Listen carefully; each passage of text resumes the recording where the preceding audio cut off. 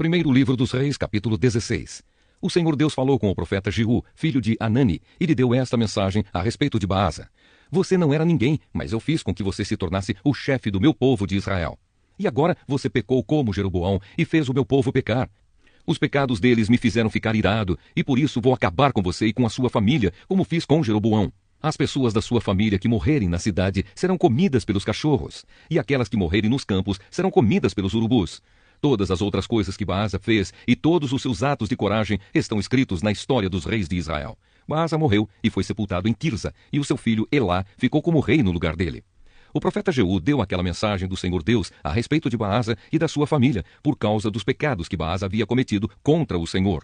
Ele fez com que o Senhor ficasse irado, não somente por causa do mal que praticou, como o rei Jeroboão havia feito antes dele, mas também porque ele matou toda a família de Jeroboão. O reinado de Elá de Israel.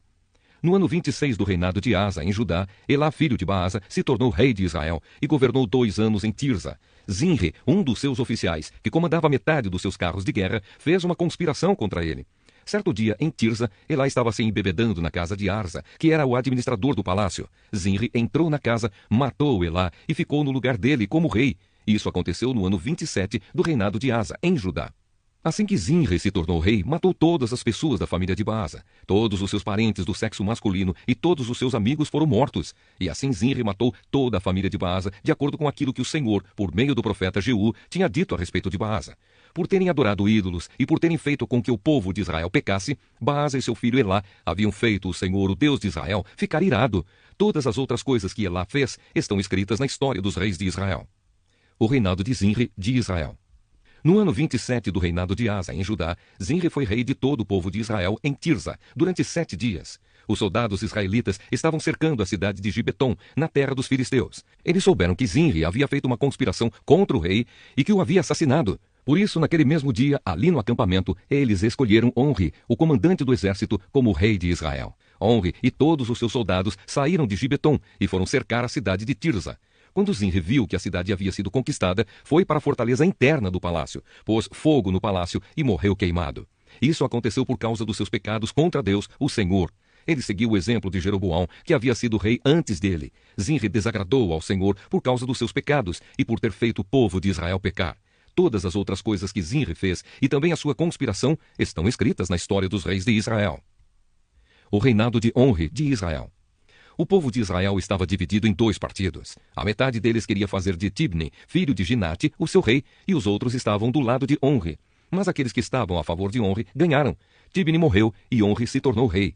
No ano 31 do reinado de Asa, em Judá, Onri se tornou rei de Israel e governou 12 anos. Nos 6 primeiros anos, ele governou em Tirza. Então, comprou o monte de Samaria de um homem chamado Semer, por mais ou menos 70 quilos de prata. Onri fez defesas militares no monte, construiu ali uma cidade e a chamou de Samaria, por causa do nome de Semer, que havia sido o primeiro dono do monte. Onri pecou contra o Senhor Deus mais do que todos aqueles que haviam sido reis antes dele. Como Jeroboão havia feito antes dele, Onri fez com que o Senhor, o Deus de Israel, ficasse irado por causa dos seus pecados e por fazer o povo de Israel adorar ídolos. Todas as outras coisas que Onri fez e todas as suas realizações estão escritas na história dos reis de Israel. Onri morreu e foi sepultado em Samaria, e o seu filho Acabe ficou como rei no lugar dele. O reinado de Acabe, de Israel. No ano 38 do reinado de Asa, em Judá, Acabe, filho de Onri, se tornou rei de Israel e governou 22 anos em Samaria. Ele pecou contra o Senhor Deus mais do que qualquer um dos que haviam sido reis antes dele. Não se contentando em pecar como o rei Jeroboão, Acabe fez pior e casou com Jezabel, filha de Etbaal, rei de Sidom, e adorou o deus Baal. Acabe construiu um templo para Baal em Samaria, fez para ele um altar e o colocou no templo. Levantou também um poste da deusa Azerá, e assim fez mais coisas para deixar o Senhor Deus irado do que todos os reis de Israel haviam feito antes dele. Durante o reinado de Acabe, Iel, que era de Betel, construiu a cidade de Jericó. E como o Senhor tinha dito por meio de Josué, filho de Num, Iel perdeu Abirão, o seu filho mais velho, quando colocou os alicerces de Jericó, e perdeu Segube, o seu filho mais novo, quando colocou os portões. Carta aos Colossenses, capítulo 3. Vocês foram ressuscitados com Cristo. Portanto, ponham o seu interesse nas coisas que são do céu, onde Cristo está sentado ao lado direito de Deus. Pensem nas coisas lá do alto e não nas que são aqui da terra. Porque vocês já morreram, e a vida de vocês está escondida com Cristo, que está unido com Deus. Cristo é a verdadeira vida de vocês. E quando Ele aparecer, vocês aparecerão com Ele e tomarão parte na sua glória.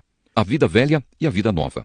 Portanto, matem os desejos deste mundo que agem em vocês, isto é, a imoralidade sexual, a indecência, as paixões más, os maus desejos e a cobiça, porque a cobiça é um tipo de idolatria. Pois é por causa dessas coisas que o castigo de Deus cairá sobre os que não lhe obedecem. Antigamente a vida de vocês era dominada por esses desejos, e vocês viviam de acordo com eles. Mas agora livrem-se de tudo isto, da raiva, da paixão e dos sentimentos de ódio, e que não saia da boca de vocês nenhum insulto e nenhuma conversa indecente. Não mintam uns para os outros, pois vocês já deixaram de lado a natureza velha com os seus costumes e se vestiram com uma nova natureza. Essa natureza é a nova pessoa que Deus, o seu Criador, está sempre renovando para que ela se torne parecida com Ele, a fim de fazer com que vocês o conheçam completamente. Como resultado disso, já não existem mais judeus e não judeus, circuncidados e não circuncidados, não civilizados, selvagens, escravos ou pessoas livres, mas Cristo é tudo e está em todos. Vocês são o povo de Deus. Ele os amou e os escolheu para serem dele. Portanto, vistam-se de misericórdia, de bondade, de humildade, de delicadeza e de paciência. Não fiquem irritados uns com os outros e perdoem uns aos outros, caso alguém tenha alguma queixa contra outra pessoa.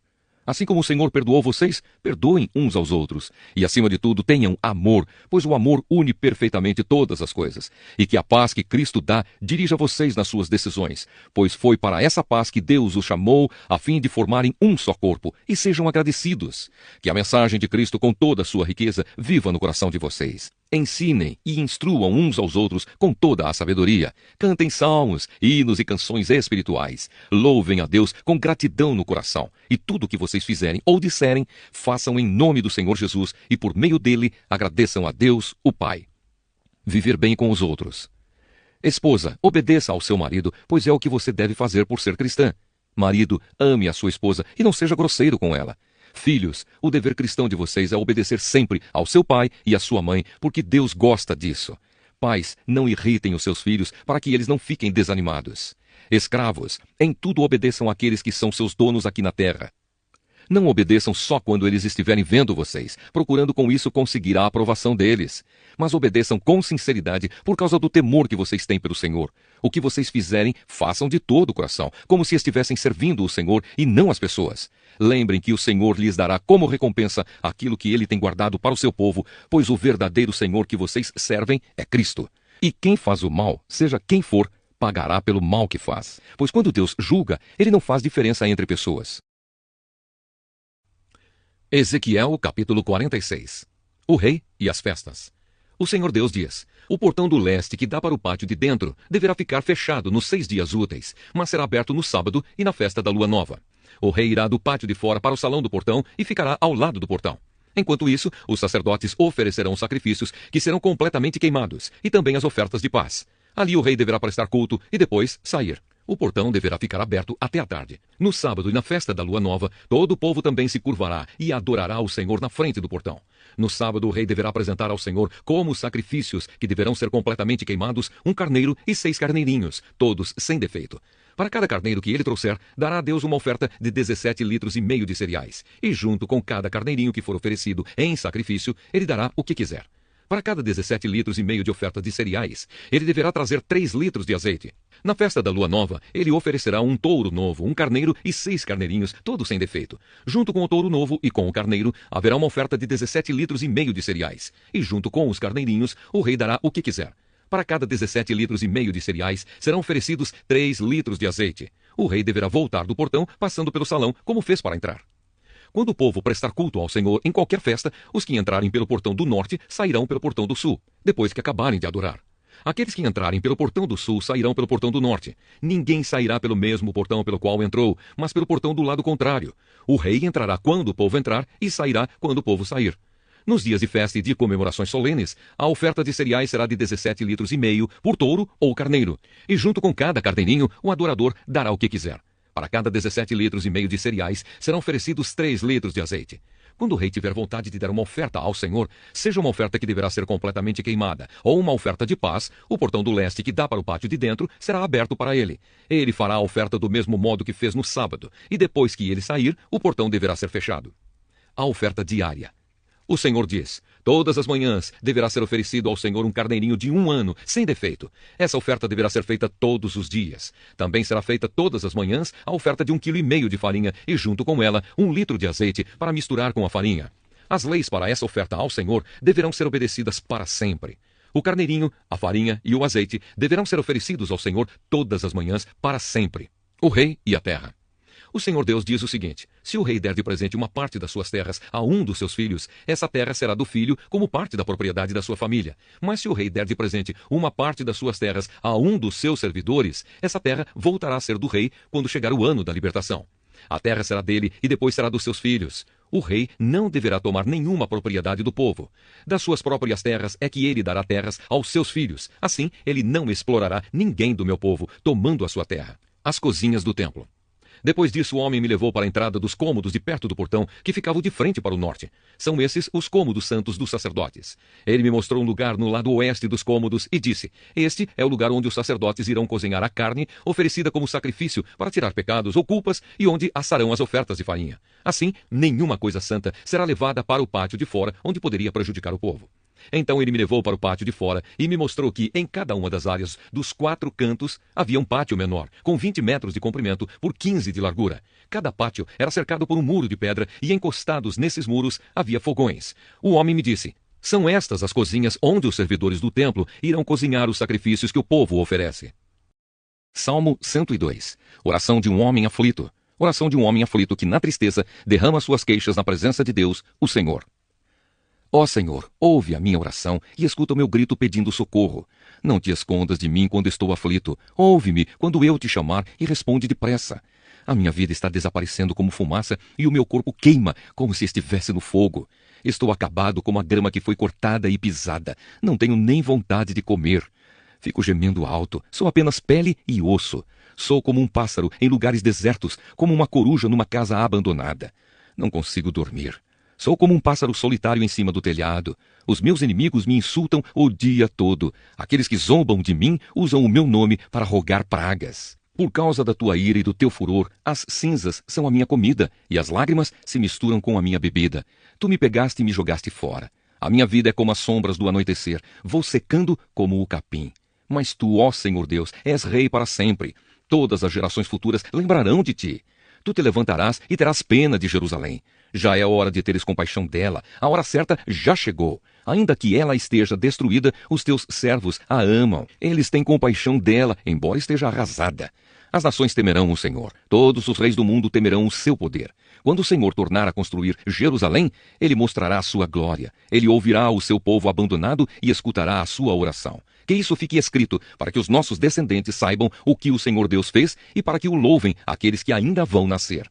Do seu lugar santo, nas alturas, o Senhor olhou. Do céu ele olhou para a terra, a fim de ouvir os gemidos dos prisioneiros e libertar os que tinham sido condenados à morte. Por isso, o Senhor Deus será louvado em Jerusalém, e a sua fama será anunciada ali quando as nações e os reinos se reunirem para adorá-lo.